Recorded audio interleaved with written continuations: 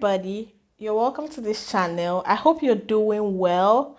My name is Ampe Sharon, and today we'll be discussing about how love can heal anyone, anything.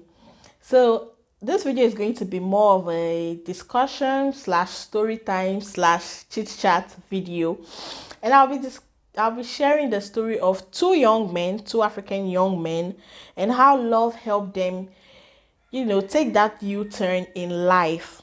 So if you're interested, please do stay tuned, and God bless you. Nana is a young man who is from a home, a poor home, if I may say. His mom used to sell kinky and his parents are divorced. Things were just really difficult for him growing up. Nana graduates and goes to the university, and during the university, because of the way the burden of taking care of he and his elder sister were on his mother, and now decides that to take care of himself, he decided to do a business. He started selling drugs on campus. He was selling, he was making money, taking care of himself on campus, paying his fees. Now, one day Nana was caught by the police officer and they took him to the station. So his mom had to come bail him out. His mom wasn't aware he was selling drugs at this point. And when she came, he told me that his heart broke that day when his mom came to pick him from the station. And as kids or as children or young adults, you expect your parents to actually shout at you. That's what African parents mostly do. They will scold you, shout at you, "Not my child, blah blah, you disgrace me," all those stuff.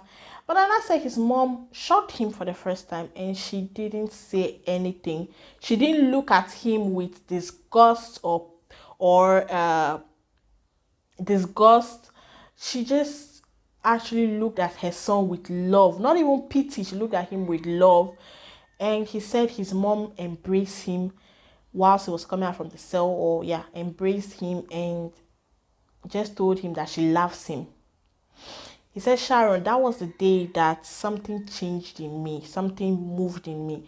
The fact that, at my worst or at my lowest point, my mother could look at me and not be angry with me, not be obviously disappointed, but not even show that disappointment, but just tell me she loves me. That was the day that, according to Nana, that was the day that he decided to stop that life and live a better life." Okay, so Nana changed his life. He stopped selling drugs, and coincidentally, or I don't even know how to say, or miraculously, as Nana stopped that, he met a friend, an old friend who is now doing well in life. It's helping him. Nana works in his company per time and also goes to school. So he's able to take care of himself and also pay his fees. Okay, so the second story I'm going to share with you today is going to be a story of, let me say, the prodigal son story, but a real life prodigal son. Okay, Mensa is a young African guy who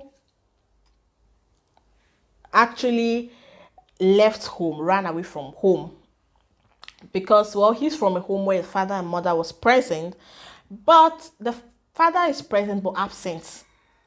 You understand? He's physically present but emotionally absent, and his mom has to strive, take care of them, do for he and all his other siblings. So, and aside from the father being emotionally absent, he has become like a pain in the butt, frustrating everyone, his kids, his wife. So there's no joy in the house, there's no happiness in the house. Mensa was, because of no joy, no peace. The father keeps nagging, insulting, being rude, not even making the children have peace in the family. It got to Mensa, and Mensa is someone who, well, we all react to things differently. What might seem what might not really affect you, or the way you react to something will be different from the way Mensa or someone else will react to the same thing emotionally. Okay, so it got to Mensa and he just got tired. So imagine a child getting tired of being in his own home, that he rather prefers running away and just living life to have peace and joy. Okay, so Nana, Mensa, why do I keep saying Nana? Okay, because I said Nana first, the story. Mensa got really frustrated one day, packed his bags. I think it was a Sunday, one day, and he packed his bags from the house and decides to leave the house. Packed a few, took some money and some other stuff in the house, which he could sell, valuables, and left the house. Someone will be listening to this story and say, oh, he was just a rebellious child. No, I don't believe a child will just become rebellious. Something has to prompt it. There must be something in place that makes a child become rebellious. There's something that is the child is experiencing or a young adult is experiencing that will make a person become rebellious, okay? So Mensa became frustrated, packed his bags and everything, and decided to leave the house. So he had, I think he's been planning for a while. He went with a few friends and left the country, Crampo, went to a neighboring country and started life there, sold some of the stuff he took, the money, and started taking care of himself. So I don't know what would drive a child to leave the house, but you should know that it's something very emotional and it's something the child couldn't take it anymore. I know some of us teenagers when we're younger would say we'd leave the house and you leave your mother's house, but you know how difficult Africa is, right? And how it's not like abroad where you could just get a job and do quickly and get some quick money. If you're leaving the house, then you're really leaving the house. So it got to that point you should just imagine how the point it got to for Mensah to leave the house. He got here, obviously squandered the money, drugs, living flamboyant lifestyle, and the money got finished. He and his friend got stranded here. Now, what will Mensah do? Mensah cannot call home. He would rather prefer sleeping on the streets than to go home because he does not get that peace at home. He's not happy at home. So it got so bad to the extent that there was a time Mensah even had to sleep in an uncompleted building than rather go home. Someone would think that's stupidity, but some things can happen to you that will push you to that extent, to that limit. Anyways, now Mensah is doing well. Like, he's working now, he has a job, he's living well and all those things. And it got to a point where his mother was so worried, had to go to church, prayed, and cried, because how would a mother even deal with that? Your child is not at home, you don't know where your child is. So after prayers and all, one day Mensah finally called the mom and told them, oh, I'm not in this country, I'm here, and it was all what you people were doing. That what do you think would drive me to leave my house? Obviously the house, they had AC in the house, they had a big bed, they had a big compound, everything was like, almost everything, at least they were not rich, but they were comfortable. So what would drive that child to leave the house? It's not an evil spirit, please. He talked to the mom, and now while they're in communication, now the mom knows almost everything about him. Even I think is also helping him or rented for him recently, and they are discussing things. They are building, they are mending that relationship. So these two stories I've said, these two long stories I've said, love can heal everything. The fact that the first story of Nana's mother's love made him 10. Mensah's story, the fact that his mother kept reaching out to him until she found him and still made him know that she loves him regardless. She didn't scold him, she didn't shout at him like would expect. She was actually patient with him. She actually loved him even more. Made Mensah also change from that his, womanizing and drugs and all those things, and actually changed or is striving to be a better person. A mother's love can change anyone. How often do you tell your kids you love them? How often do you tell them, I'm proud of you? Gosh, so many African kids are waiting to hear their parents say that. Tell your children, I'm proud of you, and actually be proud of you. And I think African parents need to understand that it's not unless or until you start shouting, insulting your child that will make your child change. No. Love. Show them you love them. And I don't mean only telling them, but actually taking the effort and time to show them you love them. Listening to them. Be there for them. Notice them when there are changes going on in their life. When you notice that your active child or your child who is very outspoken has actually become very quiet, has become moody, is depressed. Listen to them, understand what your child is going through. I know sometimes it seems as if I'm going so hard on the parent, but I understand sometimes also I see it from your point of view. It's not easy to be a parent, to provide for your kids, to also be there physically and emotionally for them, but it's something you have to do.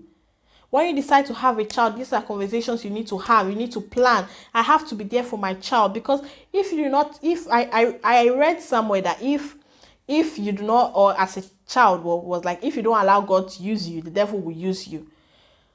Most kids who are actually not doing so great in life right now is because of probably their parents were not attentive to them. They didn't show them they love them, or they are from broken families, or families where one parent is just the one carrying the load of the whole family, where the other one is physically there but not emotionally present. This will keep going on unless we sit down and fix it. And I know so many young people, teenagers who are on the streets now, you see them and you think, oh, this child is homeless, or they're just a riffraff who wants to be on the road. These are actually people, some of them are actually from well-to-do homes, okay? They are really from well-to-do homes, but because they are not getting that joy, kids need stability, they need protection, they need love, they need joy, they need attention. And I'm not only talking about young kids who are growing up, I'm talking about young adults who are still figuring out life, and sometimes even grown-ups. Who wants to be in a home where there isn't joy, where it's always fighting or name calling? And sometimes it's not even name calling. You can just feel the aura there that this place isn't joyful.